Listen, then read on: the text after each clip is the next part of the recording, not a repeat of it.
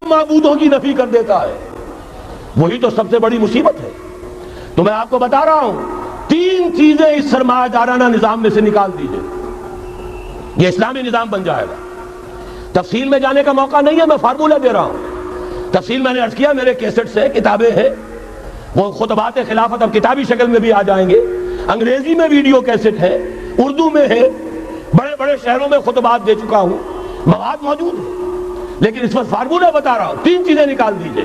Number ایک، سود نکال دیجئے۔ اس میں بھی اللہ کے فضل و کرم سے پیش رفت ہمارے ہاں ہوئی، فیڈرل شریعت کورٹ نے فتویٰ دیا اور اتنا زبردست ججمنٹ لکھا ہے، پوری دنیا کے لیے رہنمائی کا ذریعہ بن جائے گا۔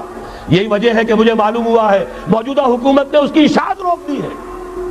باہر کے ممالک سے ڈیمانڈ، میں جب انگلستان میں تھا ابھی 2 مہینے قبل، وہاں کچھ لوگوں کے سامنے تذکرہ کیا، انہوں نے کہا ہمیں منگا کے دیجئے، بنگلہ دیش کے مسلمان تھے، ہمیں منگا کے دیجئے۔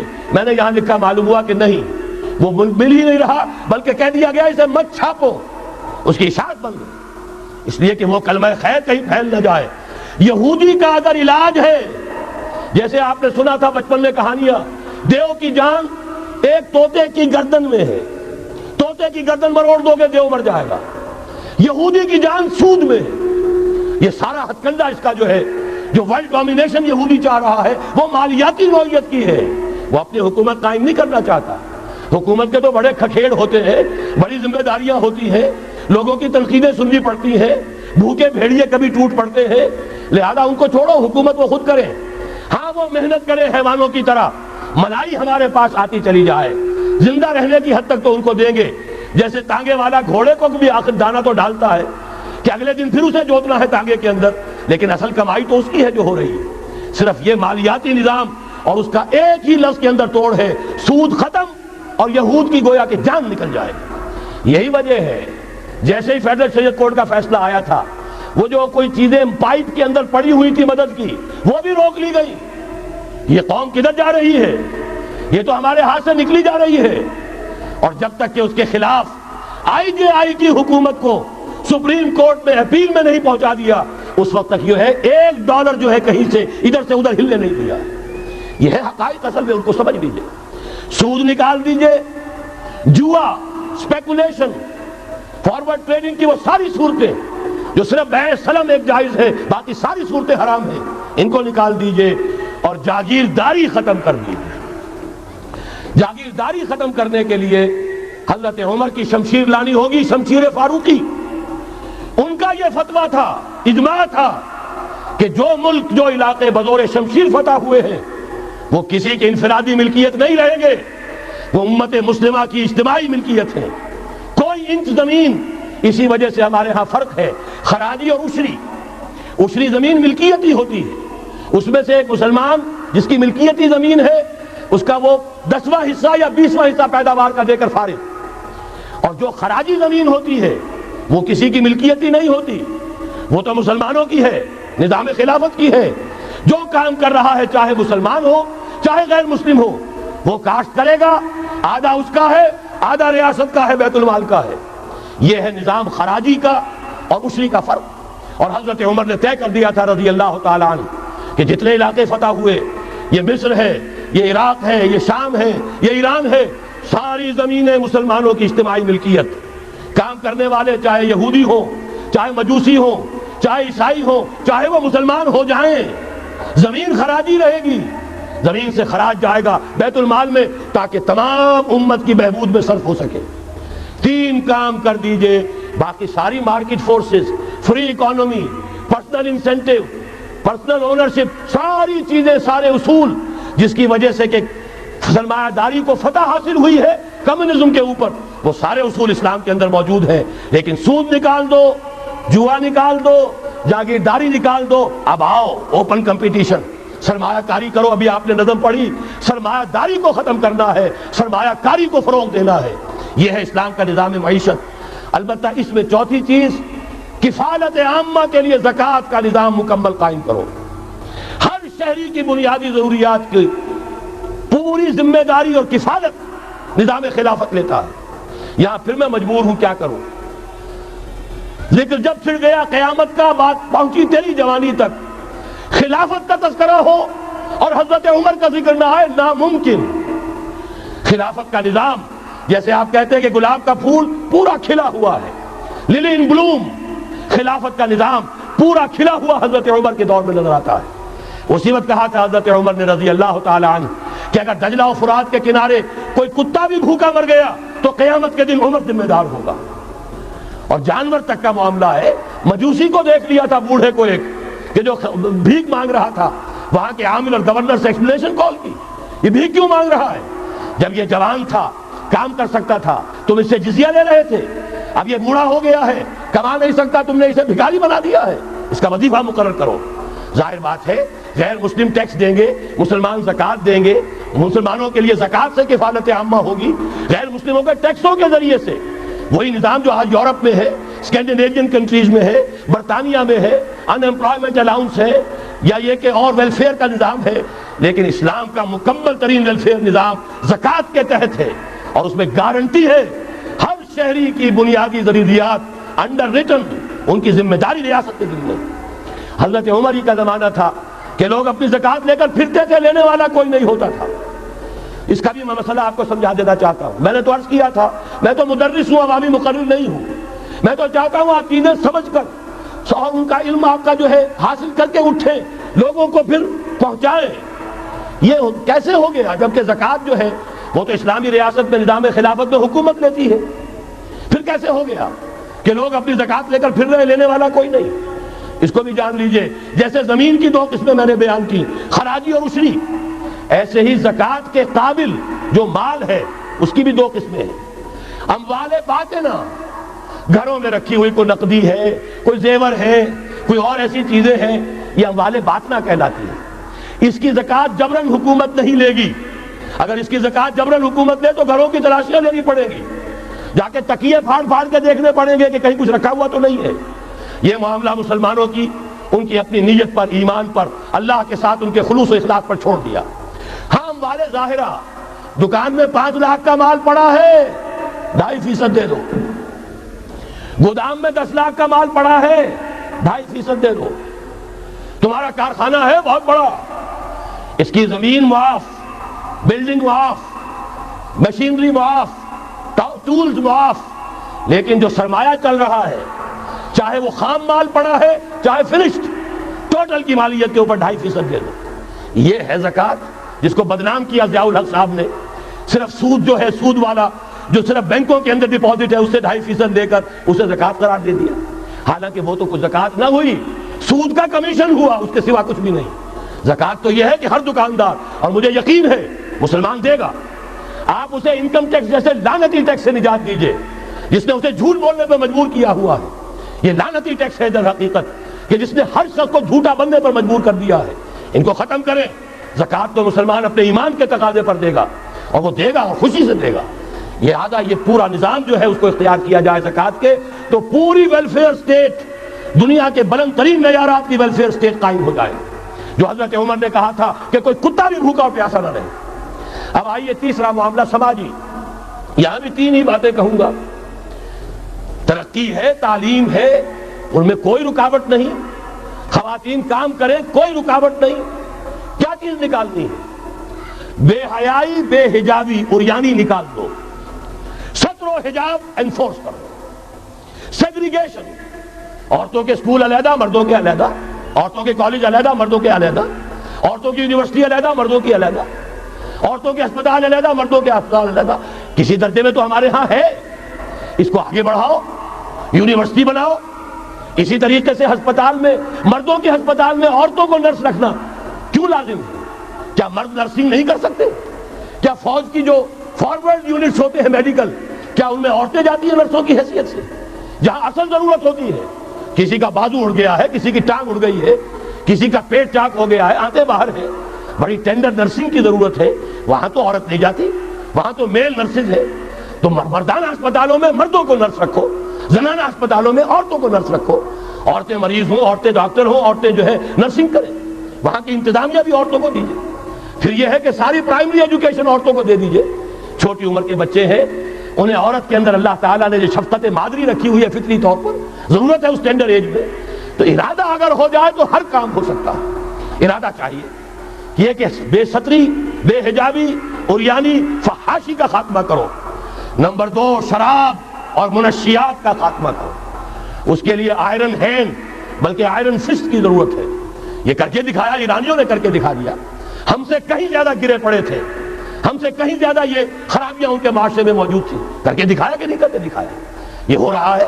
لہذا یہ کہ یہ کام کیا جائے اور زنا اور قذف کے جو اصل اللہ تعالیٰ کی طرف سے، اللہ کے رسول کی طرف سے جو سزائیں ہیں اور حدود اور تعزیرات ہیں ان کو نافذ کیا جائے. یہ 3 چیزیں کر دیجئے، یہی معاشرہ ہوگا. کوئی یہ نہیں کہتا کہ صحراؤں میں جا کر آباد ہو، کوئی آپ سے یہ نہیں کہتا کہ جائیے دوبارہ اونٹوں پہ سفر شروع کیجئے. جو ترقی ہوئی ہے، اللہ تعالیٰ نے علم دیا ہے انسان کو، اللہ تعالیٰ نے ٹیکنالوجی عطا فرمائی انسان کو، اور رحمان کا دیا ہوا علم ہے. علم آدم الاسماء کلھا، یہ اسی علم اسماء کا ظہور ہے پوری دنیا کے اندر. اسے خیر کا، برکت کا ذریعہ بناؤ. میں نے 3 باتیں بتائیں آپ کو. نمبر 1 اللہ کی حاکمیت، کتاب و سنت کی ٹوٹل بالادستی. نمبر 3 اور غیر مسلموں کو قانون سازی میں شریک نہیں کیا جا سکتا. وہ پروٹیکٹڈ مائنورٹی، ان کی جان مال عزت و آبرو کی حفاظت کا ذمہ ہے، مذہبی آزادی کا ذمہ ہے، لیکن وہ ہماری قانون سازی میں، اعلیٰ ترین سطح کی پالیسی سازی میں شریک نہیں ہو سکتے. نمبر 2 یہی سارا نظام، یہی سرمایہ کارانہ نظام، سرمایہ دارانہ نظام کو 3 چیزیں نکال دیں گے، وہ سرمایہ دارانہ نہیں رہے گا، سرمایہ کارانہ ہو جائے گا. یہ سرمایہ کارانہ نظام، سود نکال دو، جوا نکال دو، جاگیرداری ختم کر دو، یہی رحمت ہو جائے گی. اللہ کی ربوبیت عامہ، ربوبیت کاملہ کے آپ کو منظر نظر آئیں گے. جاگیرداری کا خاتمہ کر دیجئے. اسی طریقے سے بے حجابی، فحاشی، عریانی. نمبر 2 شراب اور منشیات. نمبر 3 جو اصل جو حدود ہیں شریعت کے، ان کو نافذ کیجئے تاکہ معاشرہ اسلامی معاشرہ بنے. اب آخری بات ہے میری، اور اسی کے ضمن میں کچھ مطالبے ہیں جو آج ہمیں کرنے ہیں حکومت سے. پہلی بات یہ کہ یہ خلافت کیسے آئے گی. اس موضوع پر بھی میں عرض کر رہا ہوں کہ میں کم سے کم 15 سال سے مسلسل تقریریں کر رہا ہوں. اتنی موٹی کتاب اردو میں منہج انقلاب نبوی موجود ہے. اس کے موضوع پر انگریزی میں کیسٹ، اردو میں cassette, video cassette, audio cassette, میری طرف سے مواد پورا موجود ہے. پہلا مرحلہ کیا ہے؟ غور سے سنیے، اس لیے کہ اس کے مخاطب اب آپ ہیں براہ راست، ہر فرد. خلافت کا نظام قائم کرنا ہے تو پہلے اپنی ذات میں خلیفہ بنیے. اللہ نے آپ کو ایک جسم دیا ہے، زبان دی ہے، آنکھیں دی ہیں، کان دیے ہیں. یہ سب آپ کے پاس اللہ کی امانت ہے. ان پر اللہ کی حکومت قائم کی. اپنے وجود پر، اپنے گھر میں خلافت قائم کیجئے. آپ خلیفہ بن جائیں، آپ نظام اللہ کا نافذ کریں اپنے ذات پر، اپنے وجود پر، اپنے گھر میں.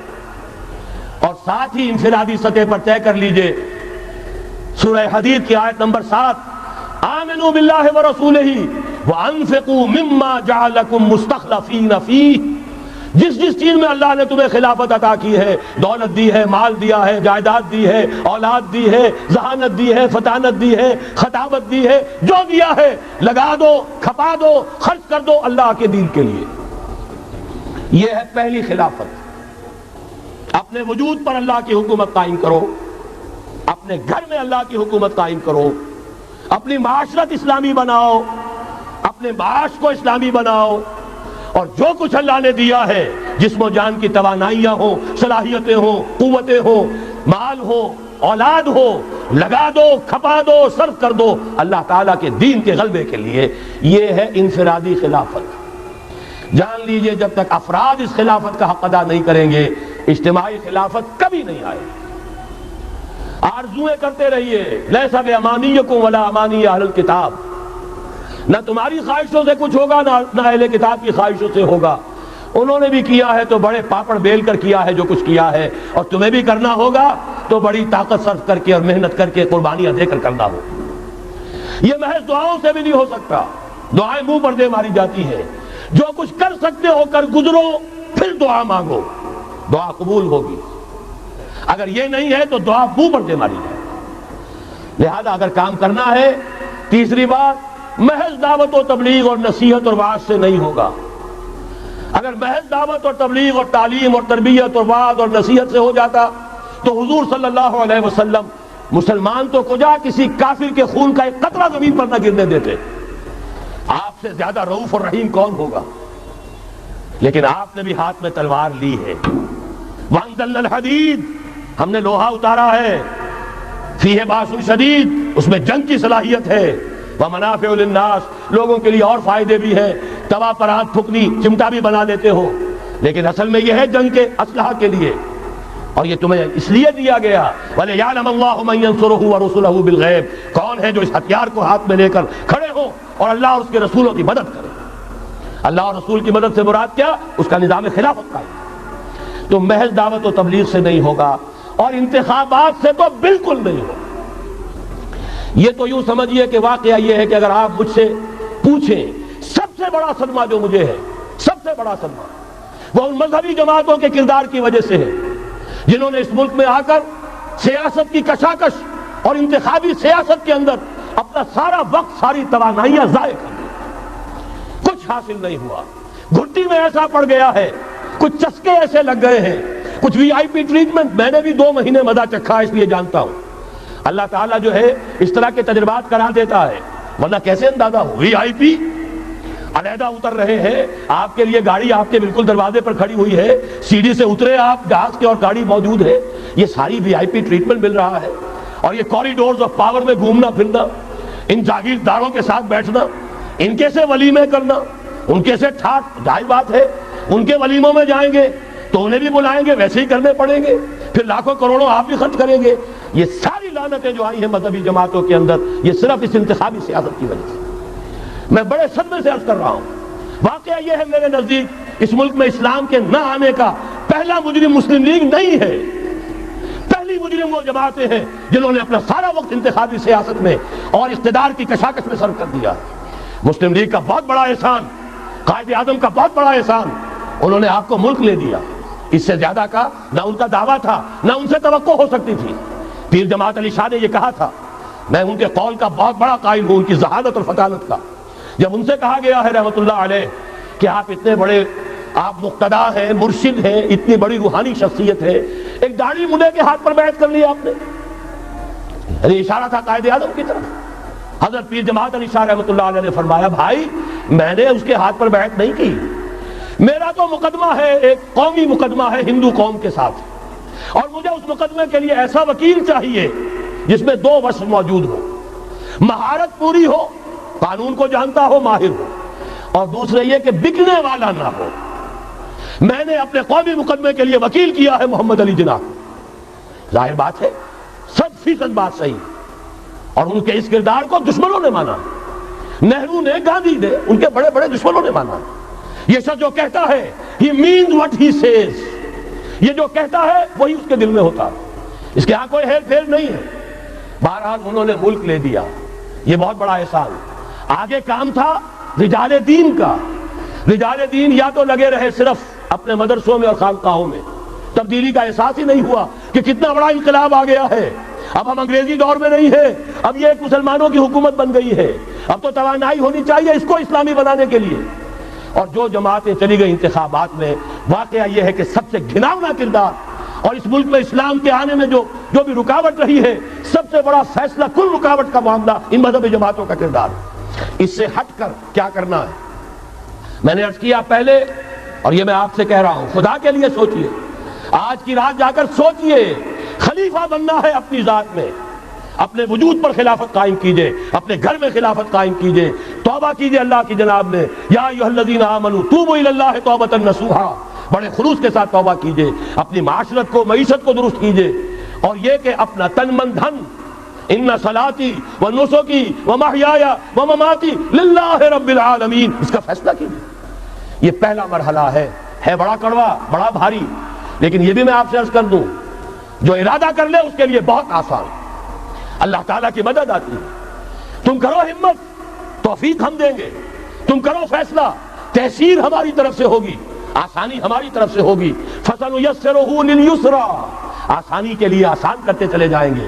جو پہاڑ نظر آتے ہیں شروع میں، معلوم ہوتا پہاڑ نہیں ریت کے ٹیلے تھے، ہمارے قدموں تلے بکھر کر رہ گئے ہیں. کر کے دیکھیے، ارادہ کیجئے، عزم کیجئے، طے کیجئے، ان صلاتی و نسکی و محیای و مماتی للہ رب العالمین، اور میرے پاس جو کچھ ہے وہ سب میرے خدا کا ہے، مجھے اسی کے لیے صرف اپنی زندگی کا تار برقرار رکھنے کے لیے جو ناگزیر ضرورت ہے وہ پوری کرو، باقی لگا دو، کھپا دو. آمنوا باللہ ورسولہ وانفقوا مما جعلکم مستخلفین فیہ، جس جس چیز میں خلافت دی ہے خرچ کر دو. دوسرا مرحلہ یہ خلفاء، ابھی انصاری صاحب نے وہ آیت آپ کو سنائی تھی، ثم جعلناکم خلائف.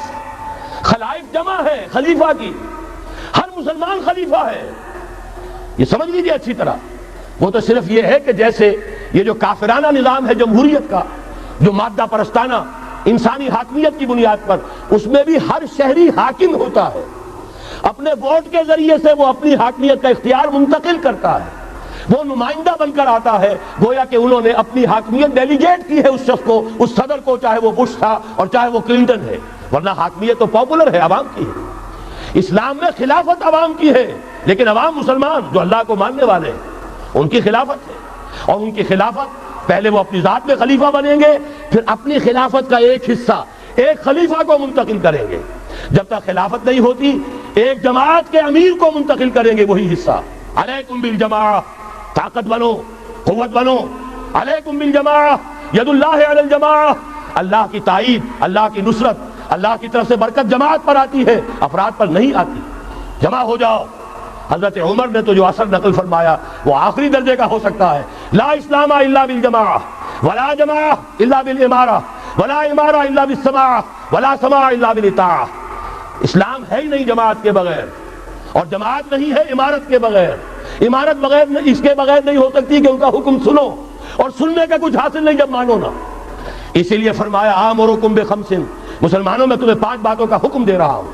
اللہ امرنی بہن، اللہ نے مجھے ان کا حکم دیا ہے. بالجماعت والسمع والطاعت والہجرت والجہاد فی سبیل اللہ.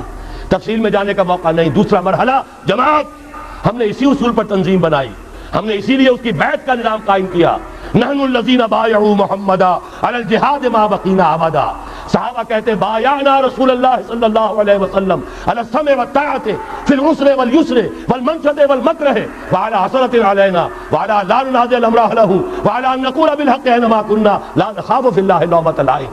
پھر صدمے کی بات کہہ رہا ہوں، کوئی مذہبی جماعت سوائے تنظیم اسلامی کے نہیں ہے جس نے اس مسنون طریقے تنظیم کو اختیار کیا ہو. اللہ کا شکر ادا کرتے ہوئے کہہ رہا ہوں، تحدیثا للنعمہ کہہ رہا ہوں، اس بیعت کی سنت کو تازہ کیا ہم نے، جماعت بنائی ہم نے.